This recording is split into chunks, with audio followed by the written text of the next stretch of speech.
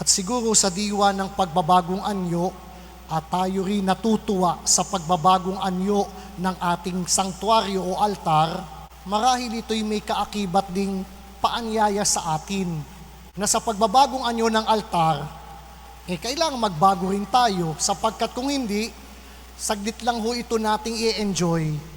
Kung meron na namang mga pusang pakalat-kalat at aso na dumudumi sa loob ng simbahan, walang kwenta rin ho ang maganda niyong altar. Yung pagpupunas niyo ng tissue, dyan niyo iiwanan sa inyong mga upuan, wala rin yung pagbabagong magaganap. Sabayan natin ang pagkamangha natin sa ating altar ng pagbabago sa atin kung paano natin iingatan ito. Napakahalaga po na itong nagagawa natin ay bunga ng pagsusumikap ng lahat at hindi ng iilan. Pwede naman ho tayong manghingi lang sa mga mayayaman, pero hindi. Kahit sa politiko, hindi ho ako humihingi. Ito po'y pag-aambag-ambag nating lahat. Bakit? Upang ang pagmamalasakit nyo sa inyong simbahan ay higit na mag-umapaw, sapagkat ito'y ating pinaghirapan. That is the owning part of this sanctuary. Hindi ho ito kay Father, ito'y atin. At dahil atin, sama-sama nating pagmalasakitan, ayusin, at yan ang magandang dangal bilang tahanan ng Diyos. Ako rin po sa aking pag-iisip, ayaw ko ng maraming mga abubot sa altar. Ako'y naniniwala na napakaganda na ho ng inyong retablo.